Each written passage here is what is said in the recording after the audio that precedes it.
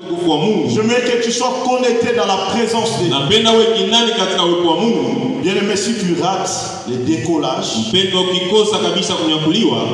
peux pas bien atterrir. Nous avons besoin de décoller. Décoller dans la prière, dans la présence de Dieu. C'est pourquoi ce soir, je ne serai pas tellement long. C'est parce que nous voulons prier. Nous voulons dire à Dieu, Seigneur, nous sommes venus te consacrer ce début de l'année. Nous sommes venus te consacrer cette année. Seigneur Dieu de grâce, je voulais te dire sincèrement merci. Merci Seigneur parce qu'en toi il y a la vie. En toi il y a tout. En toi il y a l'espérance. En toi il y a la paix, la joie. Seigneur, en toi il y a l'assurance. Seigneur mon Dieu, ce soir, je me dis comme le psalmiste a dit, personne n'est venu à toi et resté la même. Père, je te dis merci parce que je l'ai expérimenté. Il n'y a personne qui est venu à toi et resté la même. Quelque chose doit se passer dans sa vie. Père, je viens te recommander ton peuple. Je prie que Seigneur mon Dieu, que tu nous visites. Seigneur, que tu visites mais ceux qui sont dans leur maison. Visite tous ceux qui sont je ne sais pas où dans leur maison. Mais ils ont besoin de ta grâce. Ils ont besoin de ta faveur. Ils ont besoin d'être affectés. Seigneur, merci. Merci pour tout. Merci pour ta présence. Saint-Esprit de Dieu, je prie que tu règnes maintenant. Que tu domines maintenant. Au nom de Jésus, nous avons ainsi prié. Amen. Amen. Je ne peux pas rester comme ça sans pourtant dire merci à notre papa, le pasteur ainsi que maman charmante, ainsi aussi à pasteur Gad et les autres serviteurs de Dieu. Merci aussi à vous qui êtes venus ce soir dans ce lieu. Que le Dieu que nous servons puisse vous faire énormément de bien. Ce soir, nous allons parler de la percée. La Bible dit la percée, notre thème plutôt du mois c'est la percée est possible. La percée est possible pour un nouveau départ. La percée est possible. Nous aurons 3 textes pour lire ce soir. Nous allons lire dans Marc 5, 1 à 13. Luc 5 à 6. Luc 5 à 6. Luc 5, 6 plutôt. Psaume 23 aussi.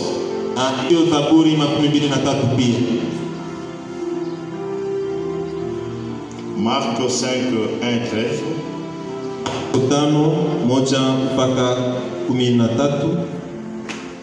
La Bible dit, nous allons lire en français, la Bible dit pour ils arrivèrent à l'autre bord de la mer, dans le pays des Gadanéens. Aussitôt que Jésus fut hors de la barque, il vit au-devant de lui un homme sortant des sépulcres et possédé d'un esprit impur. Cet homme avait sa demeure dans les sépulcres et personne ne pouvait plus les lier, même avec une chaîne. Car souvent il avait eu les fers aux pieds et avait été lié des chaînes, mais il avait rompu les chaînes et brisé les fers, et personne n'avait la force de les dompter. Il était sans cesse, nuit et jour, dans les sépulcres, et sur les montagnes, criant et se maîtrisant avec les pierres. Verset 6. Ayant vu Jésus de loin, il courut, se prosternant devant lui, et cria d'une voix forte, qu'y a-t-il entre moi et toi, Jésus, fils du Dieu très haut? Je t'en conjure au nom de Dieu, ne me tourmente pas. Tu as besoin de frayer un chemin, non pas seulement pour toi, mais aussi pour ta famille. Tu as besoin de réussir, car la percée est possible. La percée, ce n'est pas seulement pour une catégorie de personnes, mais la percée, c'est aussi pour toi et moi. La percée, c'est pour nous. La percée, ça nous concerne tous. Dans cette année 2021, nous tous avons besoin de percer. Il y a des défis de 2020 que ces défis ont été remportés dans 2021.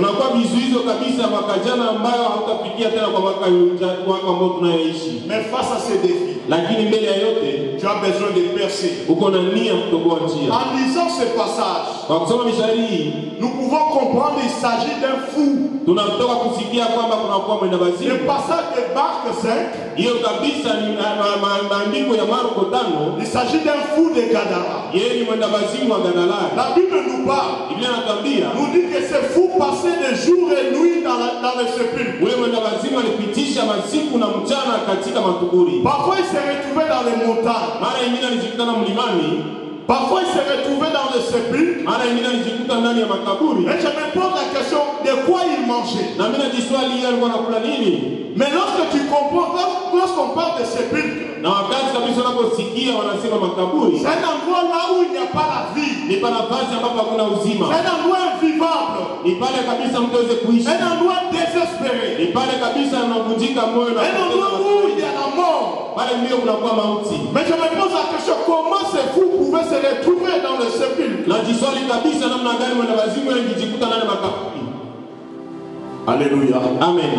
Ce soir, nous sommes venus parler des choses pour apporter un changement dans nos vies. Tout ce temps que cet homme passait dans le sépulcre, le sépulcre était considéré comme sa demeure. Là où il n'y avait personne qui pouvait l'aider. La Bible dit qu'il était lié par des chaînes. Et puis personne ne pouvait les maîtriser. Même avec ces chaînes, malgré souvent il avait eu des fers aux pieds et lié par des chaînes. Mais un jour il les a rompus, brisés. La Bible nous démontre que personne ne pouvait les maîtriser. Personne ne pouvait l'empêcher à ne pas faire n'importe quoi.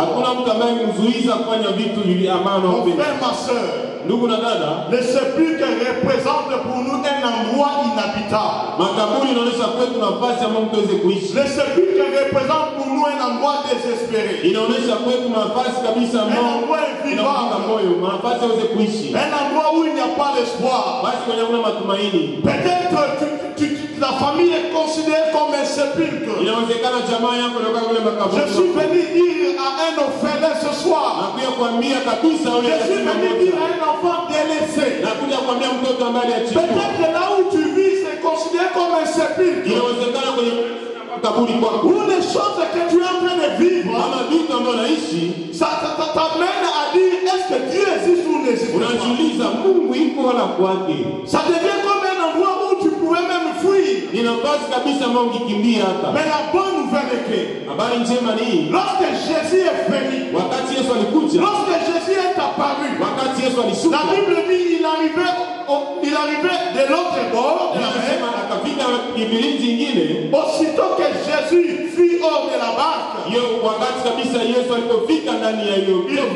vit au devant de lui un homme sortant de sépulcre, possédé d'un esprit impie.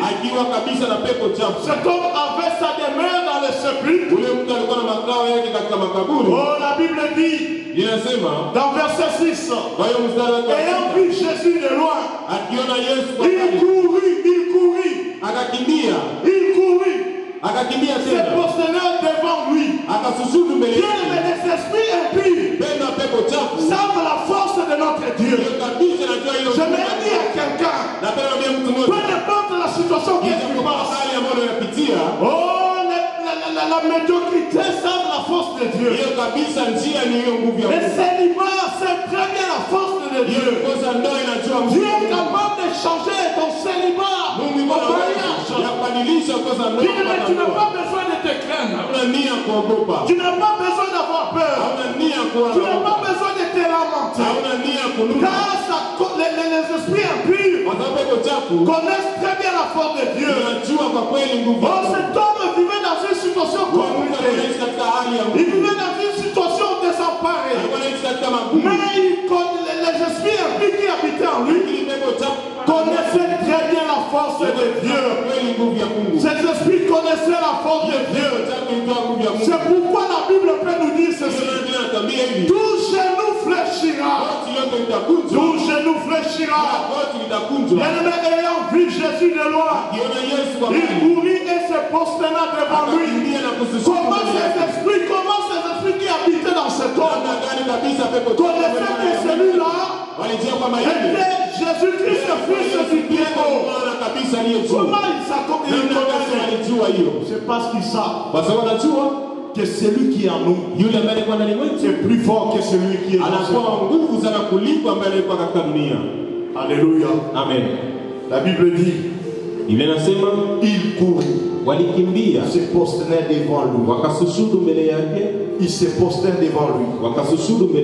Lorsque je lis ces passages, je me dis, comment cet homme qui a passé tout son temps dans les sépulcres, mais ce jour-là, ayant vu Jésus, il courut vers Jésus. Donc il savait que Jésus a la solution à ses problèmes. Jésus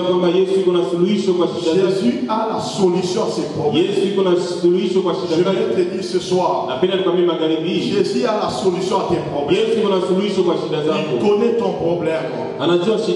Bien-aimé, combien de personnes connaissent des situations compliquées, difficiles, néfastes, semblable à celle de ce fou?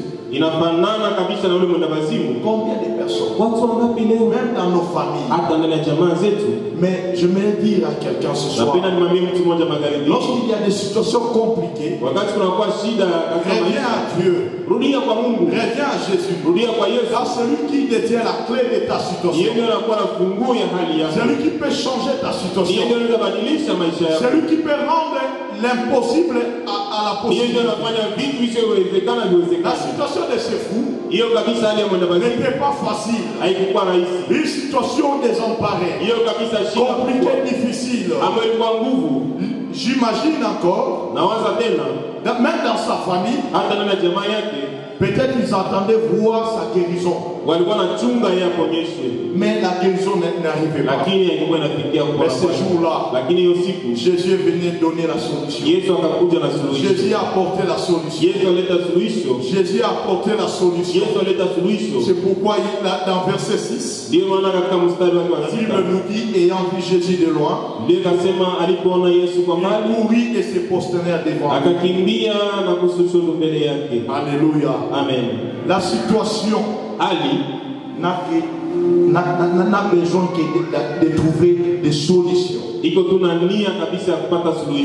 Ta situation a besoin de trouver la solution. Sans Jésus, rien ne peut se faire. Tu as besoin de trouver la solution. Et la solution se trouve quand Jésus. En dehors de Jésus, il n'y a pas de solution. La percée est possible. La percée est possible. La percée est possible si nous comprenons que notre solution est en Jésus-Christ. La Bible dit, il cria d'une voix forte, qu'y a-t-il entre moi et toi?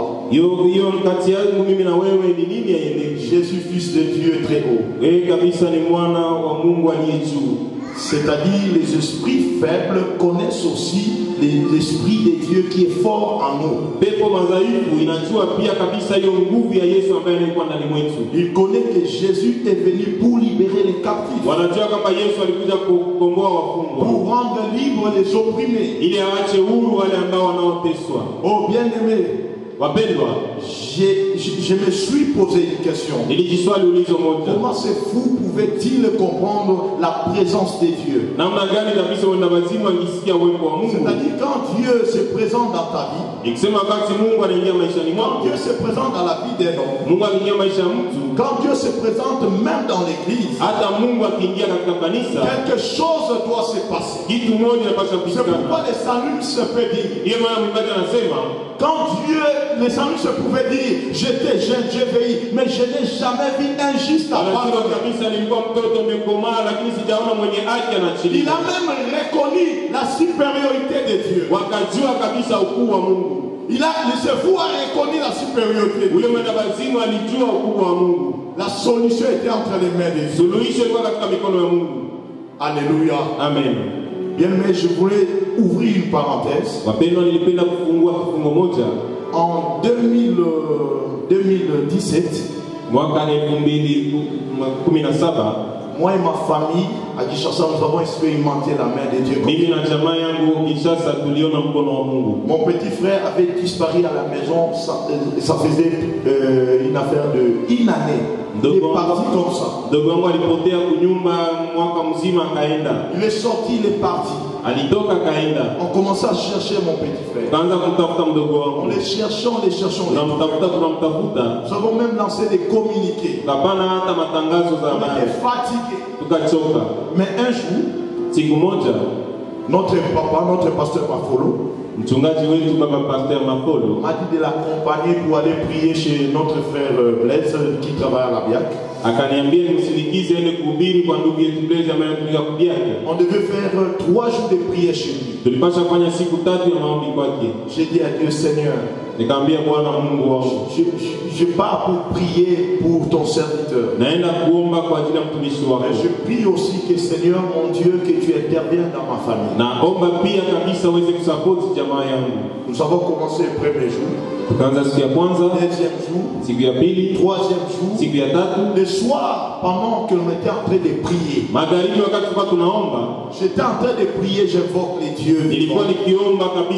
J'ai dit à Dieu, Seigneur, je prie que ces esprits impies qui habitaient dans la vie de mon frère, et que ton esprit les ramène jusqu'à la maison. Quand nous avons fini, je suis rentré à la maison. J'arrive à la maison, on m'appelle. Quand on m'appelle, on me dit, il est revenu. Alléluia. Il est revenu. Alléluia. Oh, j'ai dit que Dieu est vivant. Dieu est capable de tirer quelqu'un qui est possédé par des esprits impies et de les délivrer. Ce jour-là, j'ai vu mon petit, on m'a dit le petit frère est rentré. Jusqu'aujourd'hui, il est là. Il n'est plus rentré. Alléluia. Amen. Dieu est puissant. Dieu est vivant. Dieu est capable de changer nos situations. Dieu est capable de restaurer nos vies. Dieu est capable de nous faire du bien. Dieu est capable d'apporter la solution dans nos vies. Ici, la Bible nous démontre que Jésus s'est trouvé de l'autre côté du lac. Hapa kabisa vinatuonyesha kwamba Yesu alikuwa mwingine Et bahari. que la foule pressait autour de lui pour attendre la parole. Na makutano ilikimbilia kwake ili waweze kusikia Mungu wetu. Il vit au bord du lac deux barques. Walikio akaona kabisa pembeni ya bahari kulikuwa chombo mbili. Ça c'est dans Luc 5. Hiyo ni ndani ya kitabu ya Luka 5. Luc 5. Luka sura ya 5. Luc 5. Luka 5. Luc 5. Luka 5. Verset 6. Mstari wa 6. Verset 6. Mstari wa 6. La Bible dit il arriva un autre jour. Biblia inasema ikafikia siku nyingine. Luc 5:6. La Bible dit l'ayant jeté, il prit une grande quantité de poissons. Na wakati walipoyatupa na wakapata samaki mengi. Et leurs filets se rompirent. Na mikila yao ikaanza katika. Tu veux percer dans la vie. Unapenda kutoboa njia katika maisha mpendwa. Il y a des exigences. Unakuwa kabisa masharti. La première exigence. Hiyo sharti ya kwanza. La première exigence. Sharti ya kwanza. Dieu doit se servir de tes biens et de toi. Mungu anapaswa kutumikisha mali yako na kutumikisha wewe peke yako. Mungu doit se servir de tes biens et de toi. Anapaswa kutumikisha mali yako na kutumikisha wewe mwenyewe. La Bible dit il vit au bord du lac deux barques d'où les pêcheurs étaient descendus pour laver les filets. Na akaona kabisa ngambo ya bahari vyombo mbili ambao watumishi walitoka na kuanza kutengeneza mikila yao. Il monta dans l'une de ces barques. Na akapanda juu ya chombo moja qui était à Simon. Iliyokuwa ya Simeo.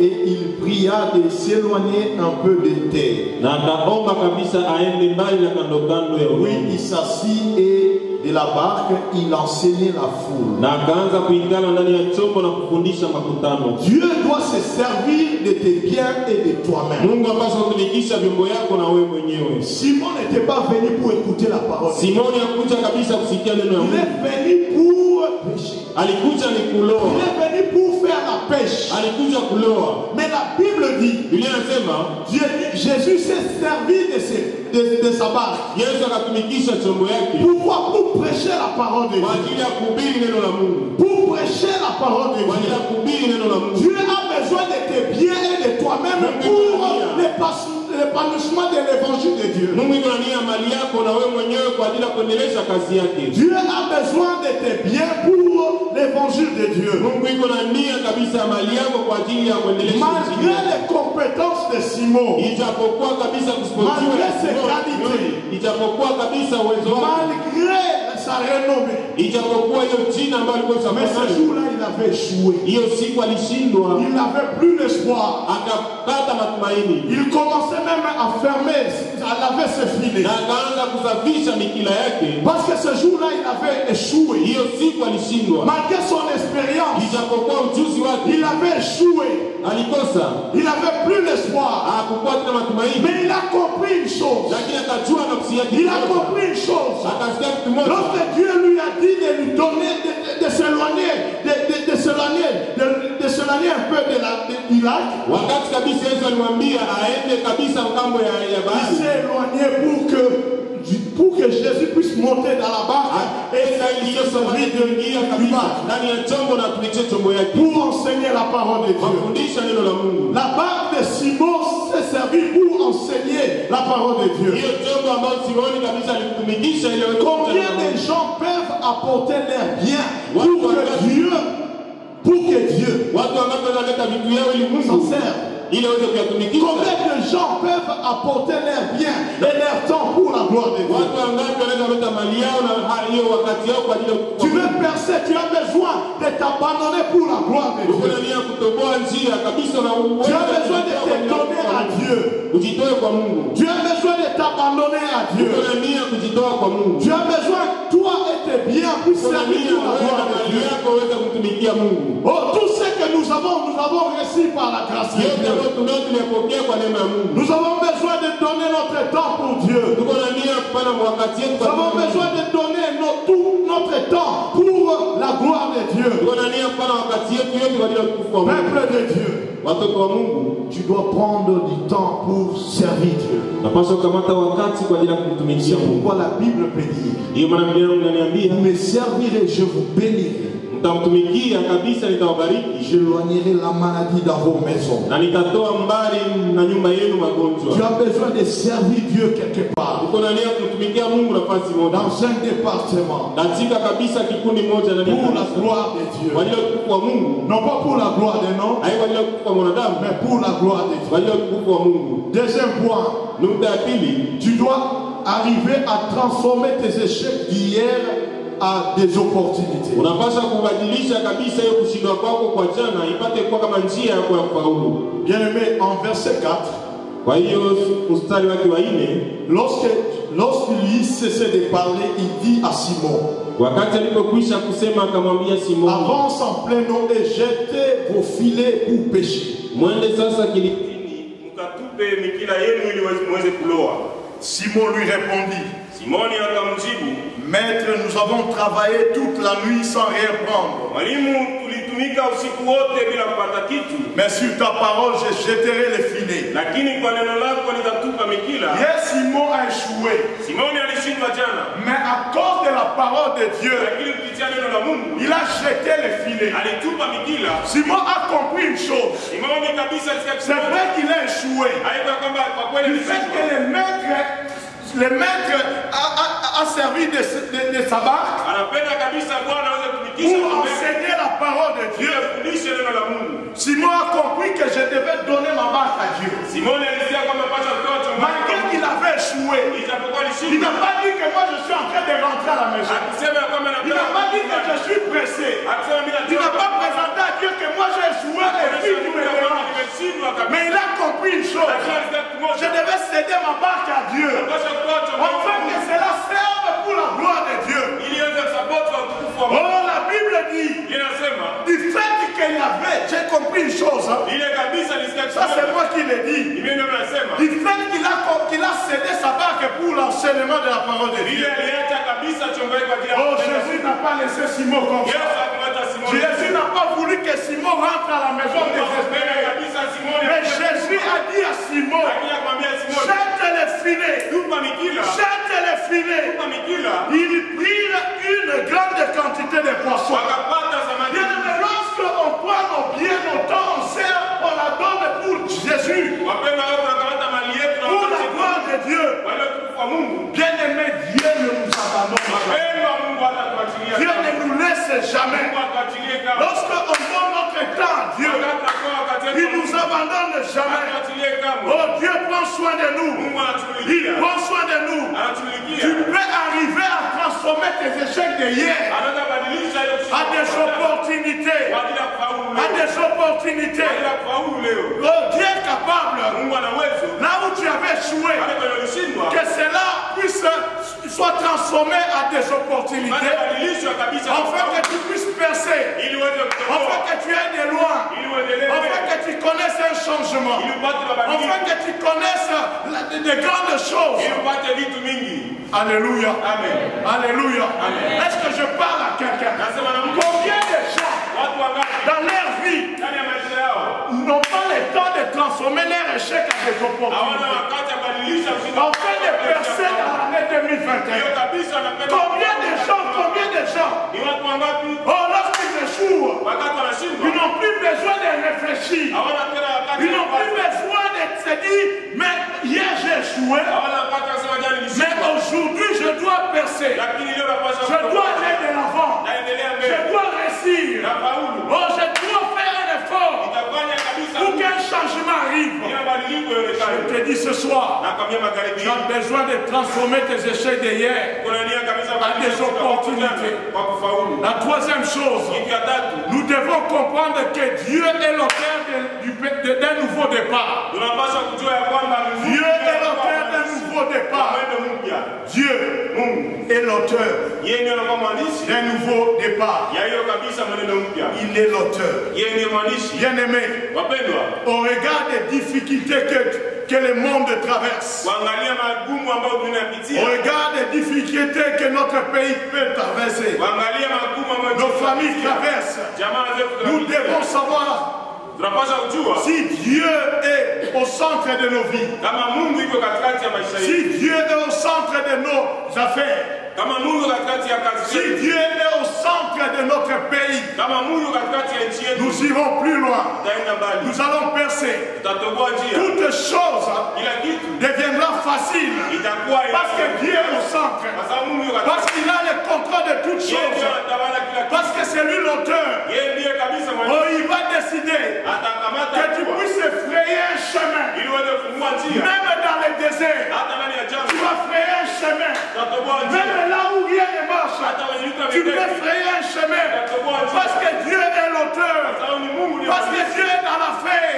Mungu kabisa, parce que Dieu est avec toi. ni Mungu ndiye yuko na wewe. Bien-aimés, nous devons tous abandonner nos projets à Dieu. Tunapaswa kuacha kabisa mipango yetu kwa Tu Mungu, dois abandonner tes projets à Dieu. na acha maisha yetu kwa Les Mungu, projets de mariage, mipango ya ndoa, les projets des affaires, mipango kabisa ya kazi, des travail, ya makazi, les projets des études. hiyo ya masomo. Que Dieu soit au centre. Mungu akuwe Que katikati, Dieu soit au centre. Mungu akuwe Si katikati, Dieu est au centre, kama yuko katikati tu réussiras. utafaulu. La quatrième chose, Kitu ya tatu ya nne, là où tu as échoué hier, pale kwa ulishindwa jana, tu peux commencer, tu peux recommencer et réussir.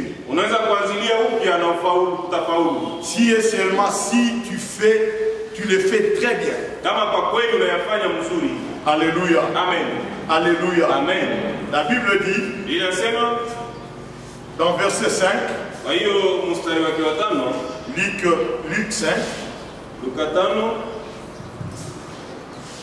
Simon lui répondit, Simoni akamjibu, Maître, nous avons travaillé toute la nuit, Bwana, tulitumika usiku wote sans nzima rien prendre. bila kupata kitu, Mais sur ta parole, lakini kwa neno je lako jetterai les filets. nitatupa tena mikia. L'ayant jeté, ils prirent une grande quantité de Na poissons, wakati alipotupa akapata samaki mingi, et leur filet s'est rompu. na mikila yao ikaanza kukatika. Bien-aimé, hier, Simon a échoué. Mpendo wa jana, Simoni alishindwa, Mais sur la parole de Dieu, lakini kwa neno la Mungu il a recommencé, il a réussi. akarudilia upya na Bien-aimé, akafaulu. je vais dire à quelqu'un, Napenda niwaambie mtu mmoja, l'échec n'est pas une finalité. kushindwa haiko ndio mwisho ya vitu. Là où tu avais échoué, Pale kwenye ulishindwa jana, tu peux encore recommencer et réussir. unaweza kuanza upya na utafaulu. L'affaire que tu avais commencé Hiyo kisu et ulianza tu as échoué, na tu ukashindwa, peux encore recommencer et réussir. unaweza tena kuanza hiyo kazi na utafaulu. Dire des hommes, Hata watu waseme nini, malgré tout ce que les hommes peuvent faire, hata maneno ya watu, toi tu peux recommencer et réussir. wewe utaanza tena upya na Là unafaulu. où tu avais échoué, Pale kwenye ulishindwa, si tu le fais aujourd'hui, ukifanya leo avec excellence, na hiyo kabisa, avec volonté, na hiyo utashi, courage, kwa hiyo nguvu na détermination, bidii, tu réussiras. utafaulu. Les autres peuvent échouer, Wengine wanaweza mais kushindwa, toi tu n'échoueras lakini pas. wewe utashindwa. Toi tu n'échoueras Wewe pas. utashindwa kama Pourquoi? Parce que tu le fais avec wasema détermination, kifanya na nguvu avec na excellence. bidii yote. Bien-aimé, les bien-aimés, la profondeur appelle la profondeur. Hiyo kindani inaita kindani, wapendwa.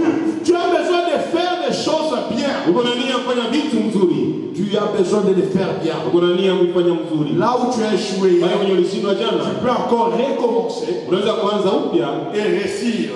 na unafaulu, Et réussir. na utafaulu. Nous devons éviter de faire des choses superficielles. Unapaswa kabisa kuepuka kufanya vitu vya juu juu. Tu as besoin de faire des choses bien. Uko na nia ya kufanya La vitu vizuri. cinquième des choses, Kitu ya tano,